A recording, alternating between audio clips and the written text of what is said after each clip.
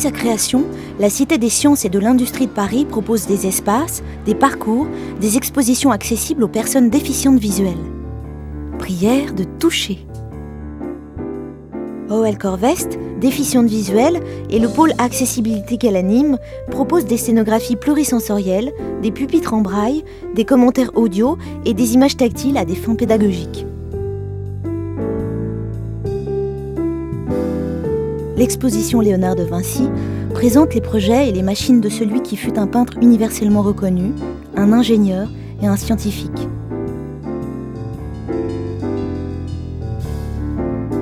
Elle souligne l'inspiration sans limite de ce génie de la Renaissance. Elle met en scène sa pensée fondée sur l'observation de la nature. Elle privilégie une approche intellectuelle pour valoriser ses recherches.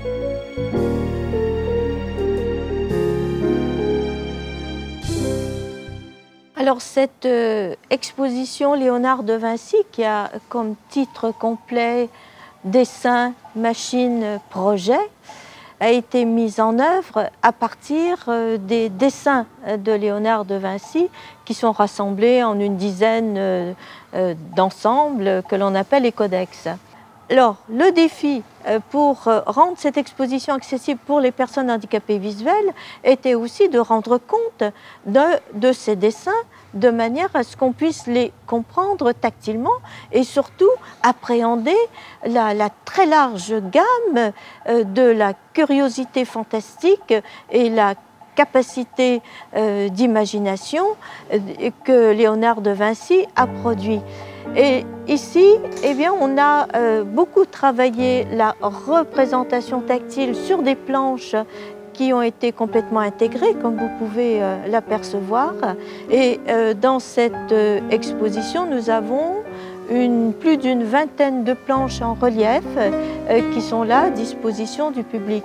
Et ce que je dois dire aussi, c'est que ces planches dont les dessins sont interprétés de manière simplifiée pour qu'ils soient compréhensibles par les mains des personnes handicapées visuelles, sont très fréquemment utilisés par les personnes voyantes comme gradation entre ces dessins et ceux de Léonard ou encore les multimédias qui animent tous ces dessins qui sont répartis dans l'ensemble de l'exposition.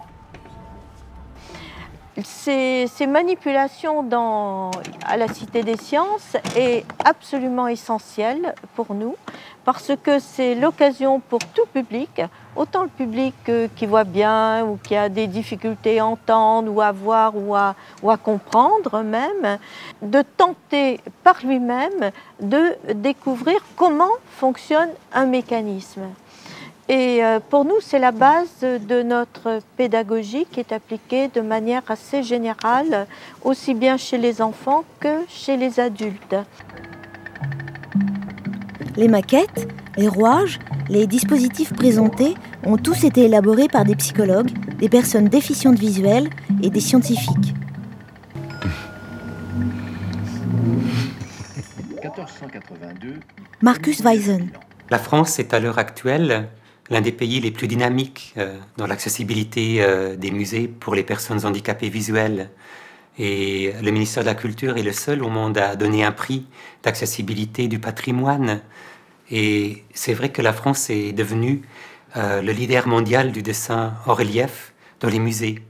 Ce côté-là, cet engouement-là, il pose aussi problème quelque part parce que je trouve les conservateurs français trop réticents à vouloir accorder aux personnes aveugles la possibilité d'un contact direct avec, par exemple, des œuvres authentiques, des sculptures, du mobilier, etc. Au nom de la conservation, des pays comme l'Angleterre sont bien plus généreux à ce niveau-là.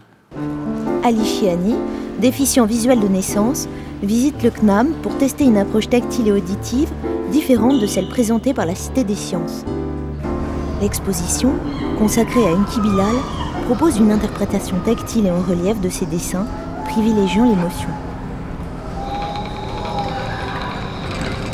Le son qui est diffusé donne une impression très effrayante, inquiétante. Au départ, quand on entend ce son, on a envie de fuir. Et puis, d'autres bruits nous attirent évidemment, comme je ne vois pas, ce sont les oreilles qui guident mes pas, et on est attiré par les autres bruits.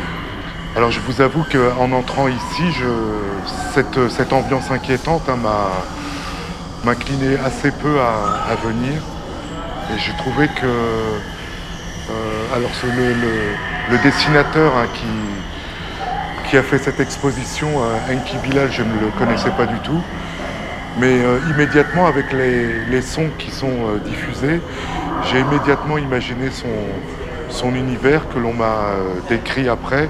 J'ai tout de suite imaginé que l'univers d'Enki Bilal était un univers assez sombre,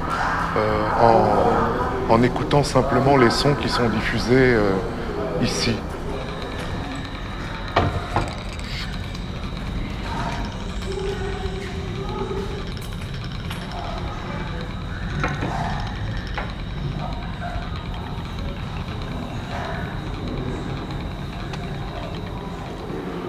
En touchant immédiatement l'image là sous les doigts, c'est une texture qui est assez agréable. Alors après, en touchant, en continuant, en développant, j'ai l'impression ici de toucher, dans mon imagination en tout cas, une tête. Une tête, alors je ne saurais pas définir si c'est celle d'une femme ou d'un homme, mais je perçois vraiment ou plutôt un visage, plutôt qu'une tête, un visage.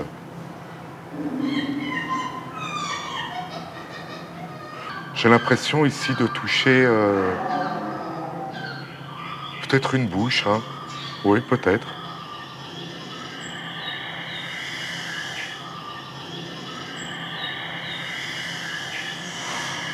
Et puis là, j'ai l'impression de percevoir ici peut-être des cheveux qui tombent. Voilà. Comme ils sont assez longs, je me risque, je me dis que c'est peut-être le visage d'une femme alors. Alors ce qu'il y a autour, je le reconnais volontiers, j'ai du mal à m'imaginer ce que ça représente. Je sens bien que le visage est en avant de l'image, évidemment. Et je perçois bien qu'il y a d'autres choses en arrière de ce visage, mais je ne saurais décrire exactement ce que c'est. Alors cette image est la couverture de La femme piège. 3 personnages sont figurés dans une salle de bain. Ah ouais, là.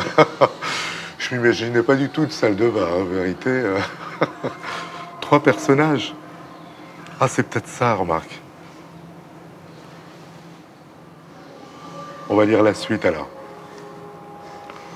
Au centre, en très haut relief, le visage d'une jeune femme tournée de 3 quarts. Ah bah ça, j'ai bien reconnu quand même. Ça doit être ça.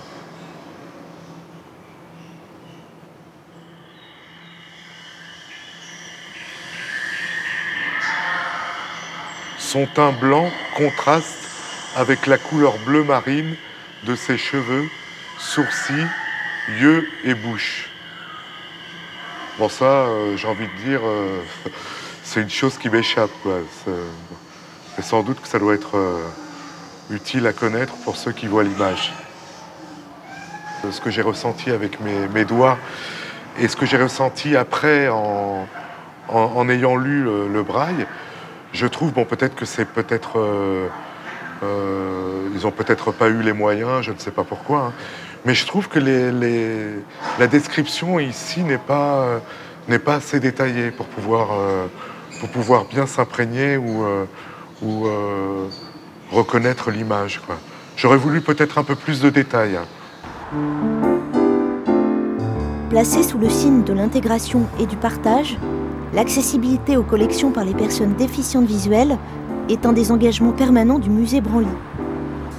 Plus que tout autre musée en Europe, le Quai Branly utilise des dispositifs immersifs pour créer une forme de réalité amplifiée destinée aux personnes déficientes visuelles. Howell Corvest nous en fait découvrir les plus signifiants. Le plus abouti, le plus immersif de ces dispositifs d'accessibilité est un long parcours tactile et sonore offrant une information en continu. Les œuvres présentées proposent une approche qui n'est plus séquencée œuvre par œuvre. Intégrées dans l'espace et le temps de leur culture d'origine, elles se relient entre elles par le toucher. Fabrice Casadebay, directeur des Publics. La rivière, en fait, c'est cette vaste galerie tactile qui est au cœur même des collections depuis l'origine du musée et qui permet en fait presque une transgression. Parce qu'en général, dans un musée, il ne faut pas toucher. Et ici, c'est tout l'inverse. Prière de toucher. On demande au public, on propose au public d'accéder aux arts et aux civilisations d'Afrique, d'Asie, d'Océanie et des Amériques en touchant, avec des dispositifs tactiles, thématiques, qui permettent de mieux comprendre les différentes civilisations et qui permettent aussi d'avoir des zooms sur tel ou tel élément de chaque civilisation. Plus longue. Ah bah tiens.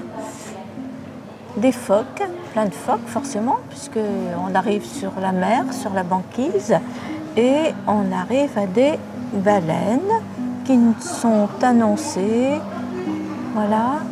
Ce sont donc, c'est un mode de représentation de l'espace, mais lié aux ressources de la chasse et de la pêche chez les Inuits.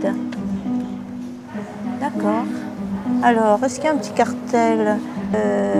C'est une représentation de l'espace de l'île de Baffin, qui est au Canada. Et c'est quelque chose qui a été repéré au milieu du XXe siècle.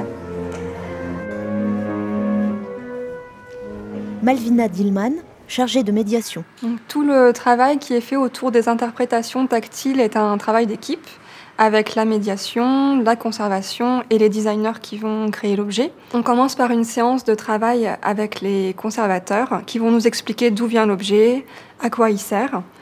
Et ces explications vont nous permettre de comprendre, en fait, de déterminer quels sont les éléments les plus importants sur l'objet. Donc ici, les deux éléments les plus importants, ce sont les petits personnages qui sont en haut de l'objet, qui sont les ancêtres de la maison. Et le deuxième élément, ce sont l'ensemble des spirales qui recouvrent l'objet. Donc pour un malvoyant, c'est évidemment très difficile de pouvoir différencier ces éléments-là les uns des autres. Donc nous, avec notre travail de représentation tactile, on va déterminer un niveau de relief pour chacun des éléments. Donc pour les petits personnages qui sont les plus importants, on va les mettre en très haut relief par rapport au reste de l'objet. Et on va faire tout un travail de différence de hauteur et de travail d'arrondi sur l'ensemble des spirales qui recouvrent l'objet pour créer une sorte de mouvement qui ondule sur l'objet et pouvoir recréer tactilement l'effet visuel qu'on a quand on regarde l'objet. À partir de ces informations, le designer va créer des fichiers numériques en 3D et va créer un premier échantillon qui va être testé à la fois par les conservateurs et par des personnes non-voyantes pour s'assurer de la pertinence des niveaux de relief. Dans un même temps, nous, au musée, on va faire tout un travail de recherche documentaire pour pouvoir écrire le contenu. Donc on a un premier niveau d'information sur les plaques tactiles avec les informations comme le titre, la provenance, une petite accroche pour susciter la curiosité. Et on a un deuxième niveau d'information dans les casques avec tout le contenu audio. On va aller vers le relief de l'hôtel Tavou, qui est un relief qui est originaire d'une île qui s'appelle Tanimbar en Indonésie. Alors voilà, on est devant elle. Philippe Pelletier, responsable de l'unité Océanie. Là, ici, vous avez un texte avec du braille, et puis sur votre droite, ici, vous avez le relief de l'objet qu'on va décortiquer. Alors, il s'agit d'une forme qui rappelle une silhouette humaine très stylisée, puisque essentiellement construite par une sorte de rectangle central et deux bras qui s'élèvent de part et d'autre avec des mains qui se recourbent. J'ai vu que vous avez beaucoup, vous avez beaucoup insisté sur les deux motifs qui sont en haut et qui sont plus en relief.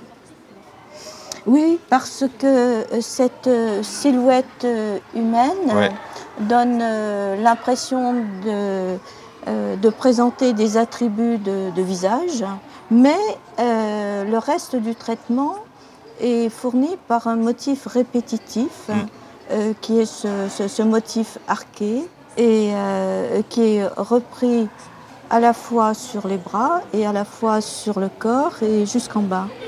Absolument. Et effectivement, il est intéressant sur la sculpture, sur la façon de se déploie, sur ce qu'il dit. C'est-à-dire qu'on sent bien que c'est une forme féminine, il y a une espèce de grâce dans cet objet qui est du côté du féminin, du côté de la danse, du côté de la fête, du côté du déplacement, et aussi quelque chose qui est qui est un support de poutre sur lequel sont les crânes des ancêtres, où donc on parle de la mort, de l'ancestralité, de la reproduction des groupes, etc., etc.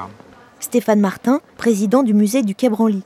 Je ne crois pas qu'il y ait d'autres expériences dans d'autres musées d'une telle ampleur. Le fait que nous ayons imaginé ça sur la totalité de la rivière, c'est-à-dire sur quasiment 200 mètres de long, et que ce soit par ailleurs d'abord destiné, que ce ne soit pas un complément ni comment dire, un cartel tactile, mais vraiment une installation que finalement les non-voyants appréhendent davantage que ceux qui le voient. Je crois que c'est quelque chose d'unique au monde. On va se redéplacer comme ça et on va arriver effectivement devant l'hôtel Tavou qui est ici, donc qui est la planche que vous avez vue tout à l'heure. Et alors je peux vous les faire peut-être toucher ici. Voilà, vous êtes sur le bras ici. Oui, pardon. Merci. Ah oui.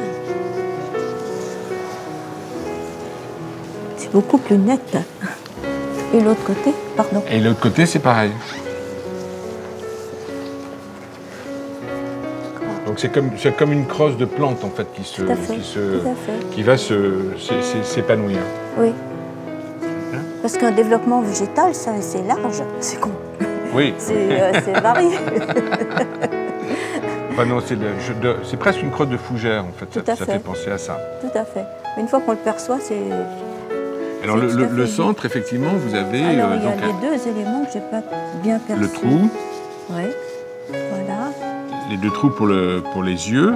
Ouais, hein, si on imagine que ça c'est le visage. Ouais. Au-dessus des deux trous, voilà, les deux formes, deux personnages dont le bas se développe comme une espèce de queue de poisson. Là vous êtes sur la tête et là vous arrivez sur la queue du poisson ici. Ouais, ouais. Et donc qui sont à la fois humains et animal. Et aussi végétal. Et aussi un peu végétal, oui. Ouais. Je n'avais pas perçu sur la représentation, ce sont ces creux. J'avais sur la représentation tout à l'heure, j'ai pas vraiment perçu ces creux. Du moins, je les ai pas analysés comme étant des creux. Comme étant des creux. Ouais. Je pense qu'il manque vraiment il manque de la dimension, de l'espace. Les doigts ont besoin d'espace. D'accord. Donc il faut grandir il faut pas hésiter à grandir les choses. Ouais.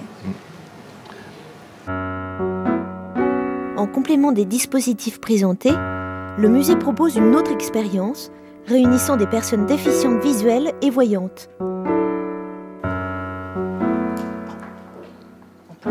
L'atelier tactile, aventure d'une œuvre dans le noir, permet de découvrir un chef-d'œuvre à partir de sa copie conforme. Chaque participant partage une émotion esthétique commune, par le biais de l'écoute, de l'intuition, de l'imaginaire et du toucher. Est-ce que quelqu'un arrive à identifier cet animal? Je crois que c'était en mousse, ouais. On touche les yeux en haut. Le nez, enfin la truffe, je crois. Oui, oui, oui. Assis, c'est peut-être un chien alors. Non. Si on regarde derrière cet animal, il y a quelque chose d'un peu particulier. Derrière. Qui est assez long sur ce genre d'espèce et qui est complètement enroulé en spirale dans le dos. La queue. Ouais. Ouais. Est-ce que ça donne pas un élément, ça? Avec une longue queue. Ouais. Un bambou? Non. De quoi? En babouin Oui, ben on est bien là, on est dans la bonne famille en tout cas. C'est un singe alors? On est en présence d'un singe. Ah. Un singe qui est dans une posture un peu particulière, j'ai dit assis, mais si on avance un petit peu, si on fait un petit peu avancer l'objet, on va essayer de me retrouver les bras. Bah, il a les bras sur les genoux. Oui, il a les coudes qui sont joints effectivement au niveau des genoux. Je suis tout à fait d'accord avec cet élément de description. La main droite serait sur l'épaule droite et la main gauche sur l'épaule gauche. Je suis d'accord. Il a les bras croisés alors. Non, il n'a pas les bras croisés, il a les bras le long du corps, donc le coude contre le genou, et la main vient se plaquer sur l'épaule, la paume étant au contact de l'omoplate. Moi qui suis voyante, en ayant quelque chose sur les yeux, je cherche d'abord à reconnaître l'objet, et étant donné que j'ai ce problème de bosse derrière la tête, là, je n'ai absolument... Enfin, pour moi, l'érosion, c'est quelque chose de complètement secondaire. À partir du moment où je n'ai pas encore la notion globale, je n'ai pas reconnu le singe, en fait, avec mes mains. Donc, je ne sais pas si pour les non-voyants, il y a une grosse différence au niveau de cette sensibilité. C'est peut-être intéressant de poser cette question.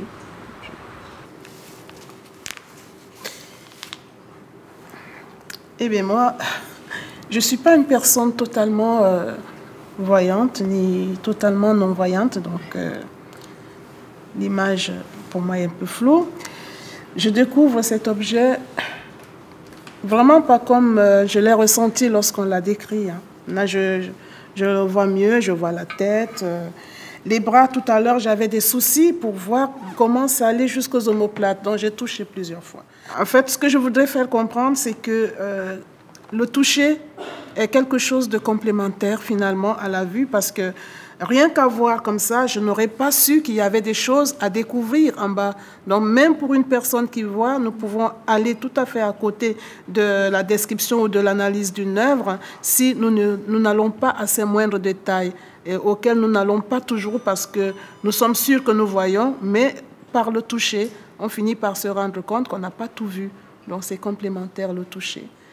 Est-ce que, pour les personnes qui voient, est-ce que quand vous avez touché l'œuvre, avant de la voir réellement, est-ce que vous vous êtes fait une image globale de l'œuvre? Quand on a entendu parler du babouin, oui, mais ça c'est culturel. C'est plus culturel que par le toucher en fait. Et c'est pour ça que quand on le voit, on se dit mais babouin, non, quoi. Pas trop. Alors je vais parler de l'expérience en elle-même.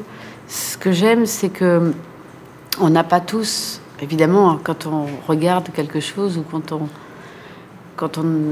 apprécie quelque chose, on n'a pas tous les mêmes références culturelles ou même visuelles pour ceux qui peuvent voir. Par exemple, il y a quelqu'un qui a dit tout à l'heure le singe aime à s'asseoir sur son séant. J'ai trouvé ça extraordinaire parce que moi qui n'ai jamais vu de singe, c'est une référence que je n'ai pas. Donc, ça ne pouvait pas m'orienter. Elle, ça a pu l'orienter. Moi, ça n'a pas pu m'orienter. Ça n'aurait pas pu m'orienter ce genre de choses. Et donc, je trouve que pour moi, simplement toucher une œuvre, même si c'est très très intéressant, mais ça n'est pas. Pour moi, c'est plus parlant, c'est plus valable de le faire en groupe avec des explications qui plus est. De le faire en groupe parce que ça donne une vision très complète et j'aime beaucoup faire ça en groupe. Individuellement, c'est vrai que je n'ai pas forcément l'habitude de courir les musées, mais en groupe, je trouve ça vraiment merveilleux. Et merci à tous ces gens qui m'apportent leur connaissance et qui complètent notre vision, nos visions à tous. Voilà, je trouve ça vraiment intéressant. C'est surtout ça que je trouve intéressant, moi. Enfin, j'ai beaucoup aimé ça, en fait. Pour l'avenir, je pense qu'il faut aller de l'avant, maintenir ce dynamisme qui existe, mais se rendre également compte que si on met ensemble toutes les belles initiatives qui ont été faites pour les personnes handicapées visuelles, il n'en reste pas moins qu'elles n'ont accès qu'à une toute petite part de l'énorme richesse culturelle de nos musées. il faudrait que l'information sur les œuvres, sur l'accessibilité des musées soit facile à trouver, qu'elle soit fiable et qu'elle soit complète pour permettre un choix autonome. Or, si on regarde les sites internet, que ce soit de musées, que ce soit en France ou ailleurs d'ailleurs, c'est très très rarement le cas. Ça peut être un véritable casse-tête de trouver l'info qu'il faut. Pour de plus amples informations, vous pouvez contacter l'UNADEV 0811 703 300 www.unadev.com, l'association Percevoir www.percevoir.org, le site internet de France 5 www.france5.fr/ à vous de voir avec des tirets /. Auteur-réalisateur Richard Martin Jordan, producteur délégué Emmanuel Schlumberger, avec le soutien du Centre national du cinéma et de l'image animée et de l'UNADEV, avec la participation de France Télévisions. Presse, Valérie Blanchet. Production, Valérie Verdier-Ferret, Louise Lamarie-Baudouin. Unité documentaire, Caroline Béard, Carole Whitcroft, Hervé Guérin. Cette émission vous a été proposée par Bleu Cristal Média et France Télévisions.